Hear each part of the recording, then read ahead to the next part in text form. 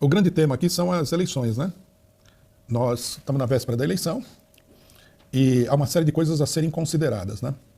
Aparentemente, né, olhando a situação, de acordo com as informações que são fornecidas pela imprensa golpista, de um modo geral, que domina toda a informação sobre a eleição, Lula estaria caminhando para uma vitória certa, né? Se não no primeiro turno, provavelmente não, no segundo turno, né? Isso daqui precisaria de uma... Vamos ver, né, se tudo se confirma assim, porque nós, durante todo esse período, mostramos aqui muita reticência em aceitar a informação que estava sendo apresentada por um motivo muito simples, né? Porque o cenário político que foi montado para justificar essa situação era um cenário político totalmente falso, né? Porque ele continua existindo. Segundo, né, o que foi apresentado, tanto pela imprensa capitalista como por um setor da esquerda, o país estaria dividido numa luta entre, né, as forças sinistras do mal e as forças do bem.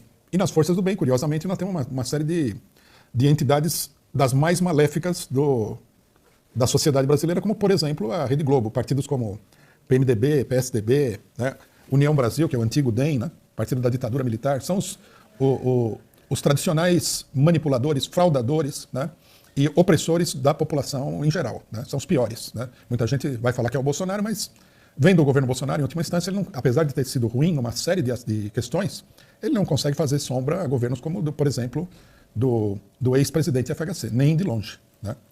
Ficou muito moderado, né, o Bolsonaro. Então, quer dizer, essa versão dos acontecimentos, esse cenário que foi pintado aí, ele é falso, né. Curiosamente, né, o desenvolvimento da eleição estaria corroborando essa versão, mas não é isso que está acontecendo, logicamente.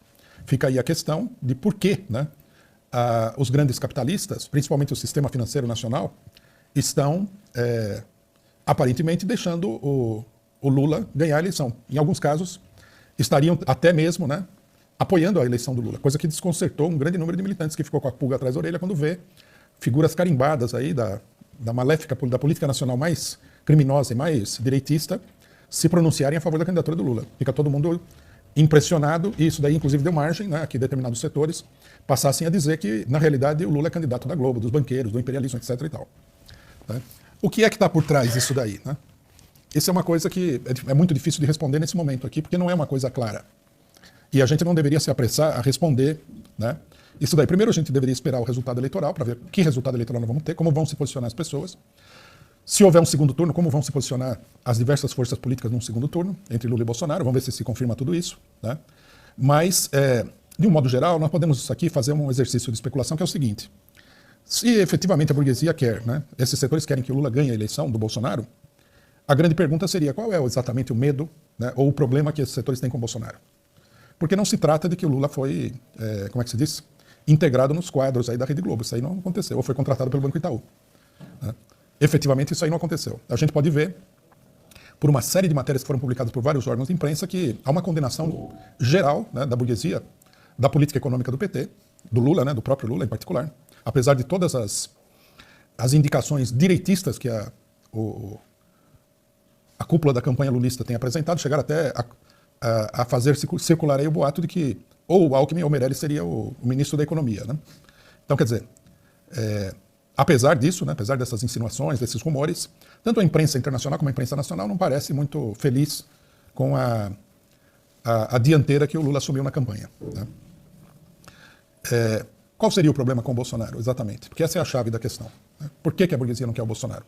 A ideia de que a burguesia, o grande capital, né? Que a burguesia, se nós formos contar numericamente, não pelo volume de capital, mas pela quantidade de capitalistas, eu tenho certeza absoluta de que o Bolsonaro tem maioria na burguesia. Ele não tem o apoio e a adição dos grandes capitalistas ligados ao capital estrangeiro, né? Os banqueiros, etc. e tal. Mas na burguesia média e pequena, digamos assim, ele tem um apoio muito grande, né? Por que essa alta burguesia estaria tão preocupada com o Bolsonaro a ponto de ficar satisfeita, logicamente que como um mal menor, digamos assim, com a eleição do Lula, né? É difícil de entender isso daí, né? A gente precisaria, logicamente, ter muito mais informação para poder responder essas coisas, né? A maioria das pessoas viu o debate nessa semana, foi um show de escatologia política, aquele debate, né? Um debate onde você tem três candidatos, digamos assim, né? E o resto do pessoal todo laranja, né? O Bolsonaro arrumou um laranja, que é o Padre Kelman, e a terceira via arrumou dois laranjas, que são esse Felipe Dávila e a Simone Tronic, né? Quer dizer, um debate cheio de de manipulação, mas grotesco, né? Não sei como é que o povo que assistiu o debate vê o espetáculo grotesco, mas foi um espetáculo grotesco. Lula está cotado para ser eleito, está em primeiro lugar, mas é tratado no debate como se ele fosse uma pessoa que tivesse saído de um desses cadeiões aí numa delegacia de polícia, né? Que tivesse assaltado uma casa e tivesse sido levado para o debate. O Bolsonaro também é tratado da mesma maneira pela maioria das pessoas ali, né? O debate é muito escatológico, pessoas extremamente desagradáveis, né? Um grande empresário milionário falando de que ele quer o bem do povo brasileiro, que é uma incongruência total, né?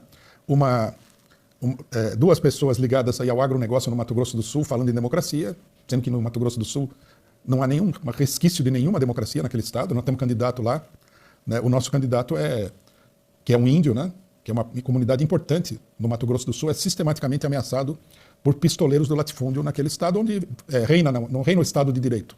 É um verdadeiro faroeste, né? É a lei do mais forte, do que tem mais armas para se defender, né? E é engraçado que essas pessoas vão na campanha eleitoral falar que são a favor do desarmamento da população, que é mais ridículo ainda. É uma coisa toda grotesca, né? Mas uma coisa que chama atenção é que se o Lula é o candidato, né, do setor fundamental da burguesia, do agronegócio, do setor especulativo, por que é que ele é tratado com tanta violência? Normal seria que a burguesia procurasse aí uma aproximação com o PT, né? Não um ataque tão duro. Quer dizer, é uma eleição sui generis, é uma coisa interessante, né? Nós vamos ter que ver o significado, principalmente da política dos grandes capitalistas, à medida em que a situação vai se desenvolvendo.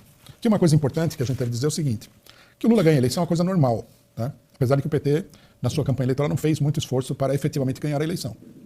Ele se acomodou a uma situação, né? Se acomodou a esse cenário que foi pintado pela burguesia, de que é a luta do bem contra o mal, né? Sendo que a Rede Globo está do lado do bem, o MDB está do lado do bem, o PSDB está do lado do bem. Então, ele se acomodou a essa situação, confiante de que esse pessoal iria garantir a vitória dele, que o Alexandre de Moraes estava trabalhando para garantir a vitória do Lula. Tudo isso daí é absurdo, né?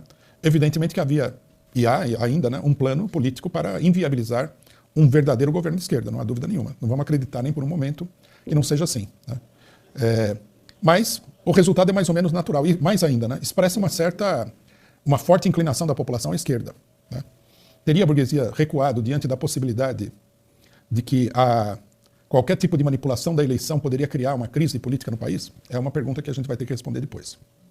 Eu vi aqui uma série de colocações sobre o caráter do governo Lula, que é necessário a gente analisar com certo cuidado, né?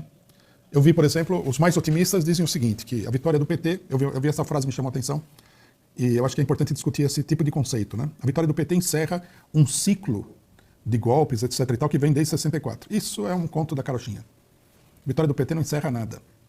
O próprio fato de que os setores aí da burguesia, da direita, do imperialismo, aparecem apoiando o PT, mostra que não se encerrou nada.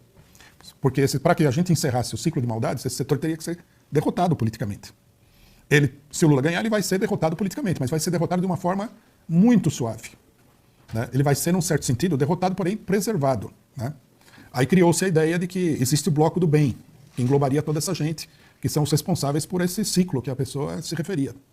Enquanto esse setor político não for definitivamente derrotado, esse ciclo vai continuar, porque são justamente essas pessoas que comandam o ciclo de golpes e de ataques à população brasileira, de manipulação das eleições, de políticas que destroem a economia nacional, que destroem as condições de vida da população trabalhadora, né?